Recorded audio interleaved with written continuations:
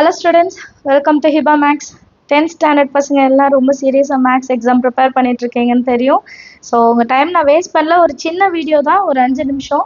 ஏன்னா நிறைய பேர் கமெண்ட்ல வந்து என்கிட்ட நிறைய டவுட்ஸ் கேட்டுட்டு இருக்காங்க. என்னன்னா ரஃப் ஷீட் வந்து எக்ஸ்ட்ரா நான் வாங்கி அதில் ரஃப் நான் செய்யலாமா, இல்லை ரஃப் காலம் சைடில் போடணுமா, இல்லை கீழே போடணுமா, இந்த மாதிரி நிறைய டவுட்ஸ் அரைஸ் ஆகுது. அது கடைசி நாளில் தான் உங்களுக்கு எல்லா டவுட்டுமே கேட்க முடியுது. ஸோ அதுதான் பேப்பர் ப்ரெசன்டேஷன் பற்றி ஒரு வீடியோ ரெடி பண்ணலான்னு நினச்சேன். ஒரு ஜஸ்ட் ஒரு 5 to 6 minutes இருக்கும், அவ்வளோதான். சரிங்களா? So all the very best first நான் அதை சொல்லிக்கணும் எல்லாருக்கும். அண்ட் பயப்படாதீங்க, நல்லா ப்ரிப்பேர் பண்ணியிருக்கீங்க, ரொம்ப கான்ஃபிடெண்ட்டாக இருங்க, பயப்படாதீங்க. முதல்ல மார்க் போயிடும், நான் கம்மி மார்க் எடுத்தால் என்ன பண்ணுறது, இந்த மாதிரி எந்த ஒரு பயமும் வேண்டாம். சரிங்களா? நீங்கள் படித்ததுக்கான மார்க் கண்டிப்பாக உங்களுக்கு வரும். சரிங்களா? நீங்கள் எவ்வளோக்கு படிச்சிருந்தாலும் சரி, அவ்வளோ மார்க் கண்டிப்பாக உங்களுக்கு வந்துடும். அதனால் ரிலாக்ஸ்டாக இருங்க. காலையில் போகும்போது ரிவைஸ் பண்ணிட்டு போங்க. நைட்டுலேருந்து ரிவிஷன் மட்டும் செய்யுங்க. புதுசாக எதையும் படிக்காதீங்க, ரொம்ப ஸ்ட்ரெஸ் எடுத்துக்காதீங்க, பயந்து தூங்காமல் இருக்காதீங்க. நல்லா தூங்குங்க. நல்லா தூங்கிட்டு காலையில் ஃப்ரெஷ்ஷாக இருந்துச்சு, ஒரு 5 o'clock இல்லை 4 o'clock கூட இருந்துச்சு, கம்ப்ளீட்டாக நீங்கள் ஆல்ரெடி போட்டு பார்த்த சம்ஸ் எல்லாம் கண்ணால் ஒரு வாட்டி ரிவைஸ் பண்ணுங்கள். இந்த கொஷினா, இந்த ஃபார்முலா இப்படி சால்வ் பண்ணணும், இந்த சொல்யூஷன் எழுதணும், இதெல்லாம் நீங்கள் பண்ணாலே போதும். சரிங்களா? பேப்பர் ப்ரெசன்டேஷன் வந்து ரொம்ப முக்கியம். பேப்பர் ப்ரெசன்டேஷன் வந்து ரொம்பவே முக்கியம். ஸோ எப்பவும் போல் ஃபஸ்ட்டு என்ன பண்ணுறீங்கன்னா, சூஸ் அட்டன் பண்ணுங்கள். சூஸ் அட்டன் பண்ணும்போது கொஷின் நம்பர் ரொம்ப முக்கியம், ஆப்ஷன்ஸ் ரொம்ப முக்கியம். அதனால கொஷின் நம்பரும் ஆப்ஷன் கண்டிப்பாக எழுதணும். சரிங்களா? அண்ட் எப்போவுமே ஃபஸ்ட்டு சூஸ் அ கரெக்ட் ஆன்சரே வந்து அட்டென்ட் பண்ணுங்கள். செகண்டு நீங்கள் என்ன அட்டென்ட் பண்ணணும் அப்படின்னா கிராஃப். சரிங்களா? Second graph. தேர்ட் திங் வந்து ஜியோமெட்ரி. கிராஃபில் என்ன நீங்கள் முக்கியமாக பார்க்கணும், கிராஃப் ஷீட்டில் பென்சில் மட்டும்தான் யூஸ் பண்ணணும். இது எல்லாமே கமெண்ட்டில் வந்து தான். பென்சில் யூஸ் பண்ணும், ஸ்கேல் கண்டிப்பாக எழுதியிருக்கணும், எக்ஸ் ஆக்சிஸ் ஒய் ஆக்சிஸ் என்னன்ட்டு மென்ஷன் பண்ணியிருக்கணும் கண்டிப்பாக. சரிங்களா? அவசரமாக நான் எழுதிட்டேன், நான் மறந்துட்டேன், இதுக்கு மார்க் கிடைக்குமான்னு தயவு செய்து கேட்காதீங்க. நீங்கள் வந்து ஆக்சிஸ்க்கு பேர் எழுதலைன்னா அது தப்பு. சரிங்களா? நிறைய பேர் பாயிண்ட் மட்டும் வைக்கட்டா, எழுதணுமான்லாம் கேட்குறீங்க. கண்டிப்பாக எழுதணும். அண்ட் வரையும் போது டார்க்காக வரைங்க, அழுத்தி வரைன்னு பேப்பரை கிழிச்சிடாதீங்க. இது எல்லாமே முக்கியம். சரிங்களா? அடுத்து ஜியாமெட்ரியில் வந்து கன்ஸ்ட்ரக்ஷன் கண்டிப்பாக எழுதணும். சரிங்களா? கன்ஸ்ட்ரக்ஷன் பார்ட்டு கண்டிப்பாக எழுதணும். ஓன் வேர்ட்ஸ் எழுதலாமா கேட்குறீங்க, தாராளமாக எழுதலாம். கரெக்டான பாயிண்ட்ஸ் எழுதுங்க, கரெக்டான நம்பர்ஸ் எழுதி தாராளமாக கன்ஸ்ட்ரக்ஷன் ஓன் வேர்ட்ஸ் வந்து நீங்கள் எழுதலாம். அண்ட் ரஃப் டயக்ராம் ரொம்ப முக்கியம்.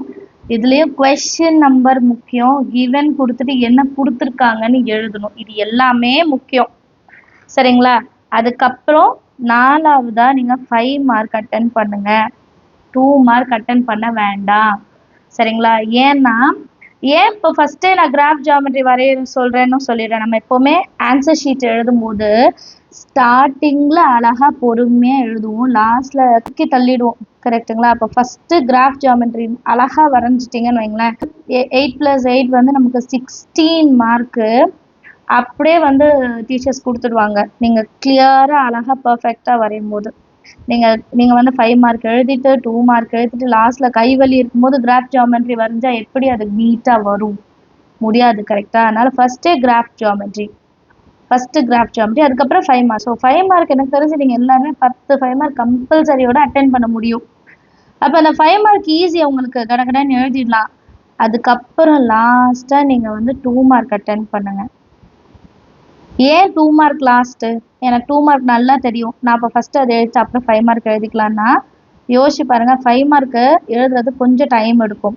ஸோ அந்த டைம் நீங்கள் ஃபஸ்ட்டே எடுத்துட்டிங்கன்னு வைங்க, 2 மார்க்குக்கு அரை மணி நேரம் கிடச்சா போதும், 30 minutes உங்களுக்கு இருந்தால் போதும். 2 மார்க் நீட்டாக அழகாக எழுதி செக் பண்ணுறதுக்கும் டைம் கிடைக்கும்.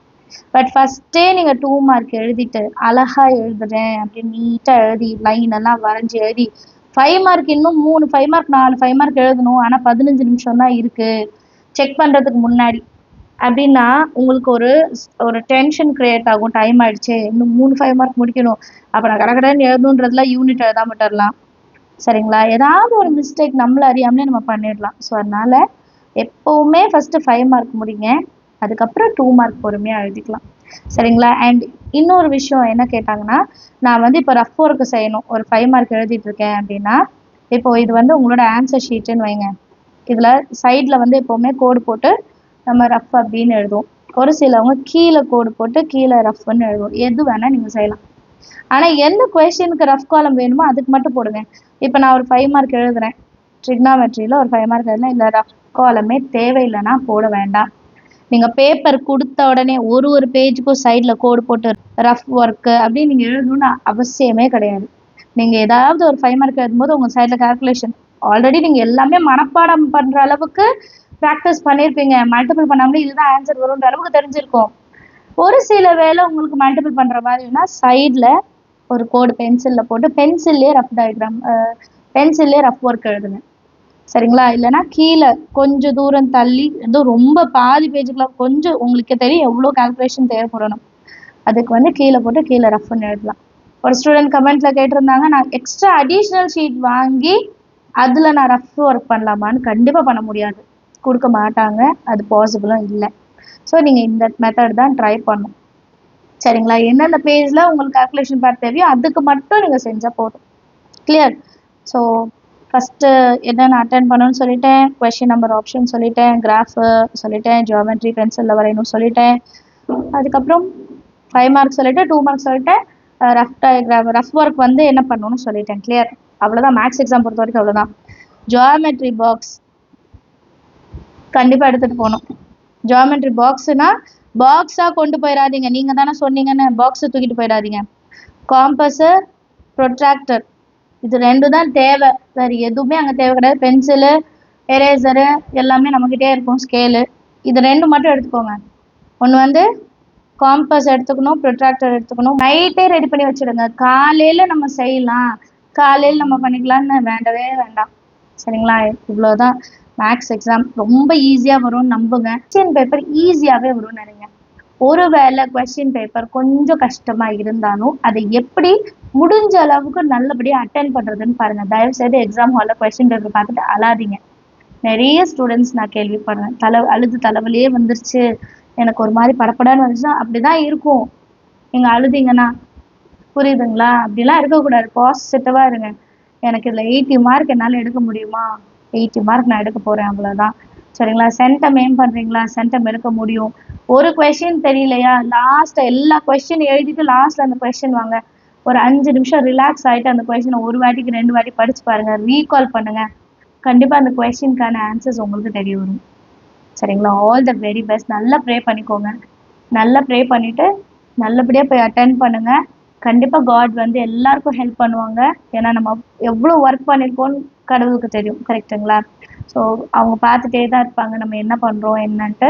ஸோ கண்டிப்பாக நமக்கு ஹெல்ப் பண்ணுவாங்க. அழகாக எழுதுங்க. எக்ஸாம் ஹால் முடிச்சுட்டு வந்தால் யார்கிட்டையும் டிஸ்கஸ் பண்ணாதீங்க. எக்ஸாம் ஹால் போக முன்னாடியும் யார்கிட்டையும் டிஸ்கஸ் பண்ணாதீங்க. இது பார்த்துட்டியா, நான் இது பார்த்தனே, நீ இந்த கொஸ்டினை பார்த்துட்டியா, மருன் நாங்கள் பார்த்தியா, இந்த லைனில் எனக்கு இந்த ஆன்சர் வந்திருக்கு, உனக்கு ஏன் இந்த ஆன்சர். தயவு செய்து டிஸ்கஸ் பண்ணாதீங்க. தயவு செய்து டிஸ்கஸ் பண்ணாதீங்க. சரிங்களா? அடுத்த சயின்ஸ் சோஷியலோட மைண்ட் செட்டை அது கொலாப்ஸ் பண்ணிடும். எல்லாருக்கும் பேப்பர் ப்ரெசன்டேஷன் பற்றி இப்போ அண்டர்ஸ்டாண்ட் ஆகிருக்கும்னு நினைக்கிறேன். இன்றைக்கி 8:30க்கு லைவ் இருக்கும்.